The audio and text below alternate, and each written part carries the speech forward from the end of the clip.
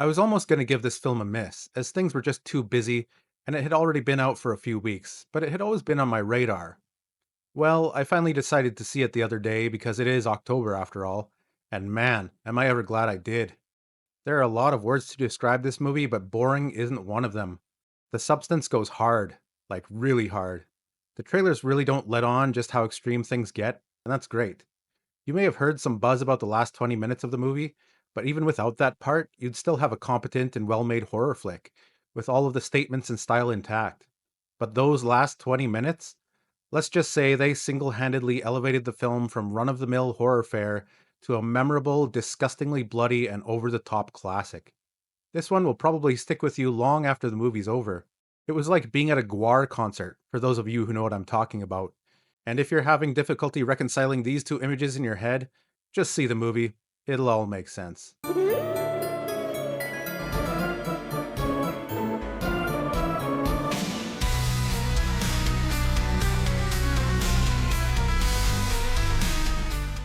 Let's go. I'll keep this as spoiler free as much as possible and get into the spoilers later for anyone who's interested. That being said, seeing Demi Moore, an A-list actress in my youth and the highest paid actress in 1995, who I'd grown up with and appreciated for her various talents, it was hard for me to envision her in a horror movie at the age of 61. I hadn't seen her in the spotlight for decades, really, even though she's apparently been working steadily since Charlie's Angels. How would this go? First of all, it's a genre I wasn't familiar with. Well, I have to commend her because she put everything into this film, and her performance helped to pull a very questionable concept off. To set the scene, Elizabeth is a famous actress with a Hollywood star on the Walk of Fame that she'd been awarded early on in her heyday. The initial shot of the movie does an excellent job of establishing the passage of time and her fading relevance as it holds on the star as years turn to decades, and it lets us know just how stylish and creatively shot the film is going to be throughout. Elizabeth is older now and still heading up a popular aerobics show on network television, according to Demi Moore, like a Jane Fonda type character. Jane Fonda in her Jane Glory. Fonda video Yes. workout days. Her face is everywhere in the building, on posters and billboards, and you understand the level of her fame, until it comes crashing down, because she's simply gotten too old, and the network wants someone young and fresh. Down come the posters along with her relevance. This is delivered by Dennis Quaid as a scummy network executive who's generally being as rude and disgusting as possible. It's obviously a caricature of Hollywood, especially Hollywood as I would imagine it in the 80s or 90s, with high powered executives acting like scumbags and the shareholders as dirty old perverts, discarding the older actresses for the young new hotness and telling the pretty girls to smile. Pretty girls should always smile.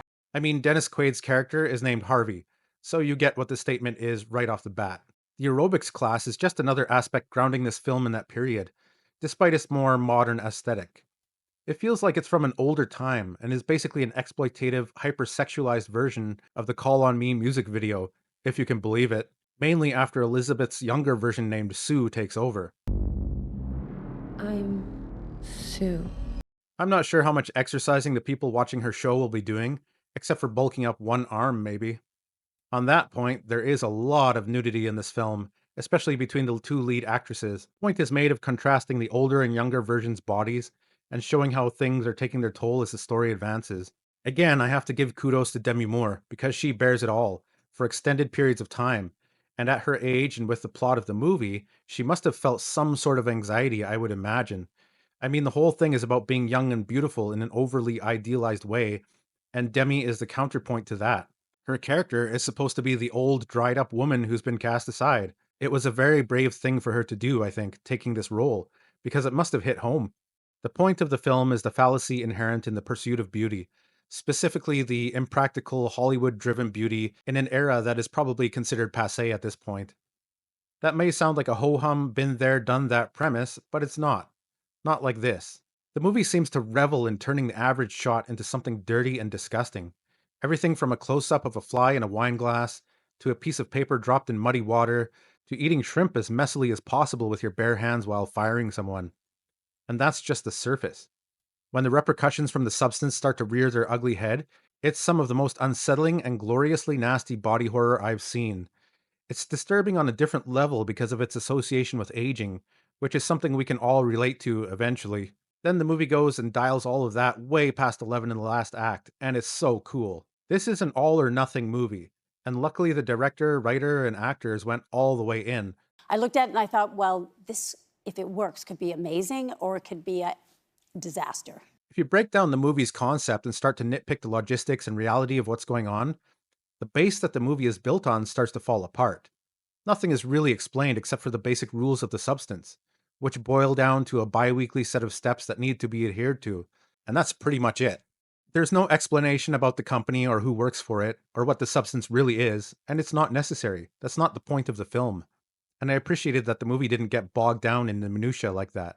Although there was one major leap of logic that, while it bothered me, I was willing to overlook it because of all the other wonderfully nasty and horrific things going on because of that premise. But it is a core premise, and some people might be put off if they try to analyze it in a literal rather than a figurative way. The plot driving the movie forward is essentially the dichotomy between young and old, Elizabeth and Sue, and how these aspects start to differ from one another more and more and take from one another out of selfish desire. Desire for love, sex, career advancement, and more. This all happens against the backdrop of the exploitative Hollywood culture, and it culminates in a pivotal moment when the network is throwing its all important New Year feature. Without going into spoilers, I can't say much more than that, except that the movie is filmed exceptionally well, with stylish shots punctuated with musical beats that build the tone and tension appropriately. The cinematography and direction are fantastic. There's a lot of symbolism which changes over time as things begin to descend into madness and vulgarity. There's tons of nudity, plenty of violence, a lot of body horror, and one big statement about beauty standards. The message is there, loud and clear, because the entire movie is the message. But I didn't feel it was preachy, surprisingly, in this woke era. The acting and characters are credible enough that you understand why they're doing what it is they're doing. You get why Elizabeth is so crushed by losing her TV spot and undertakes extreme measures to regain some of her lost youth, even though she has a swanky apartment with an incredible view in Hollywood right near the studio. Her life on the surface is great, but to her, she's lost that identity that she built her entire career, her entire life on. It works well, and I didn't feel like I was being lectured to, which is a huge mistake that many shows and movies make nowadays. Telling a message is absolutely fine if it's done well and the movie is well written enough for the audience to not be constantly knocked out of the experience and start to take notice. In the substance, the message was weaved into the setting, the characters, and the fictional world, into every part of its DNA, really, so I just accepted it as the way this world was constructed. It made sense. The acting is truly excellent, with a very small cast and not a lot of dialogue. It relies heavily on the performances of the actors, the emoting, and the behaviors of the characters to communicate their mental state and desires. Dennis Quaid pulls off the oily executive perfectly, and Demi Moore is very convincing as a depressed older actress in Hollywood, desperate to regain what she lost. There are some believability issues with some of the physicality later on, when things start to accelerate, but that's not due to her acting. And Margaret Qualley works well as the young sex symbol, full of vitality and hubris. Happily, the substance is not just style over substance. It's got both. And while it's not terrifying in the way other horror movies might be, it has plenty of uncomfortable moments, instead relying on the body horror aspect to gross you out. For me, The Substance is one of those memorable horror movies with some standout moments in the way that Hereditary or Cobweb stood out for the uniqueness and scenes that stick with you long after they've wrapped up. Before the last 20 minutes, I would have given this movie a 7 out of 10. It's a solid film with great concepts and a unique style, but didn't necessarily stand out above other solid offerings out there. But then this last act hits, and yeah, I have to bump it up to an 8. I had a smile on my face the whole last act, as I said to myself, they aren't gonna do that, are they? And they did. Good stuff. Thanks for watching up to this point. I'm gonna get into a few spoilers, so stick around if you're interested. So, the substance essentially splits your DNA in half and out pops a younger, better version of yourself. Literally. Elizabeth's back splits open and out crawls a fully formed Sue, young and sexy like a reverse chestburster but fully grown. The scene is graphic, gross, and if you're thinking about it too realistically, completely implausible. But because it is so nasty and shot so well, I was on board with the concept. And that continues to happen throughout the film. So if you can't accept the over the top, somewhat illogical events for the sake of gross outs or style, then this movie might throw you. After Sue is born, so to speak, she sets off applying for the very job that Elizabeth was just fired from, which is odd and interesting at the same time. It shows how Elizabeth/Sue don't aspire for anything greater beyond what they already had. They just want it back and better than ever. And it quickly is. Sue wastes no time pleasing the TV execs and giving them what they want. A hypersexualized aerobics show focused on TNA and viewer ratings. The catch is that Sue has to regularly inject herself with Elizabeth's spinal fluid, the stabilizer, and the two must switch places every 7 days, or Sue starts to deteriorate. The setup is quick, tight, and simple to understand. It doesn't belabor the point by trying to explain what the substance is, which is welcome. When Elizabeth is conscious, Sue just lays there unconscious, and vice versa. And we get the dichotomy right away. Elizabeth's time is depressing and gray, and she spends all her time locked away indoors, cooking and watching TV, as the world outside and inside her apartment start to change to reflect Sue's life taking dominance, much to Elizabeth's resentment. Sue's time is lively and exciting, partying and having sex with hot and equally as shallow guys. The billboard outside Elizabeth's apartment soon has Sue's face on it, and this is where the source of conflict starts. The dynamic shifts as Sue overstays her time, which means extracting more and more spinal fluid, leading Elizabeth's body to wither away, first a finger and then an entire leg. And this is permanent. Tensions boil over as Sue locks Elizabeth away for months to prepare for a career defining New Year's show, the most important event for the TV network that she's been chosen to host. Essentially, Sue has no desire to exchange her freedom with the withered up Elizabeth. Moments before the show kicks off, Elizabeth's spinal fluid runs out because Sue's been taking so much, and she has to wake Elizabeth back up or die. Elizabeth awakens as a horrific hunchbacked monster, setting the stage for a brutal confrontation that ends with Sue kicking the shit out of Elizabeth, figuratively and actually. She kicks her to death in a bloody and super violent scene. But there's only one problem. Sue still doesn't have the stabilizer, and she starts to bleed and fall apart, but she's desperate to host the New Year's show, so she finds a leftover portion of the original substance dose, the one that Elizabeth administered to herself at the beginning. The needle clearly says single use only, discard after use. Well, Sue doesn't have time for that and sticks that sucker in, and holy shit, we get a very disturbing, nasty body horror moment, which is also humorous in some sick way. The creature that pops out of Sue's back is an amalgam of body parts like a gibbering mouther from Dungeons and Dragons, or Lovecraftian horror or something. It isn't exactly like those images, it's more human based, but you get the idea.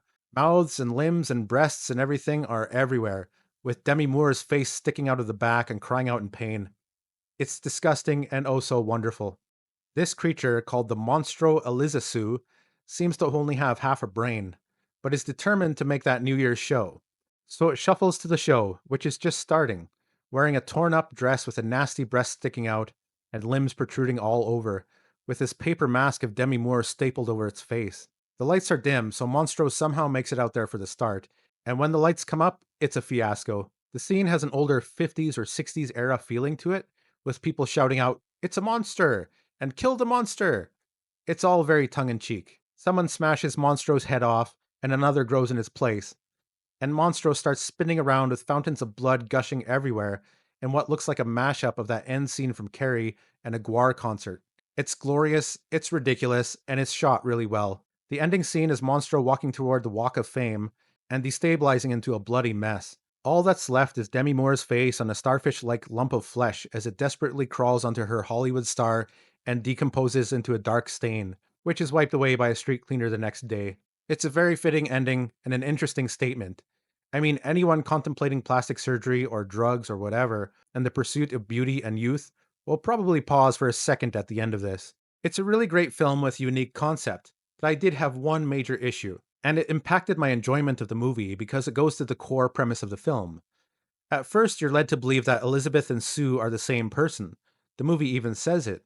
But you soon discover that they don't share memories of what happened when they're conscious. So, for all intents and purposes, Sue and Elizabeth are completely different people. So, Elizabeth is suffering and her limbs are withering up for what? She's not getting anything out of it. Sue's life is not her life. Why would she continue with this? The substance company tells her she can terminate Sue, but things won't go back the way they were. But for some reason, Elizabeth continues on, switching every 7 days so Sue can enjoy the life that Elizabeth actually wanted. The movie tries to justify this, that Elizabeth can't bring herself to terminate Sue and lose her younger version, but it feels a bit weak. So that's a major flaw in the premise for me, and some people might not be able to look past it, but the strengths of the rest of the film, the acting, the cinematography, and the extreme direction it takes, are enough to offset that issue for me. And I do tend to go a bit easier on horror movies for this sort of thing, because cursed artifacts and ghosts and near immortal serial killers just aren't as fun if you don't buy into the premise. Anyway, that's all I have to say about this one. It surprised me for sure, and it was a really fun watch. Let me know what you think in the comments below, and thanks for watching.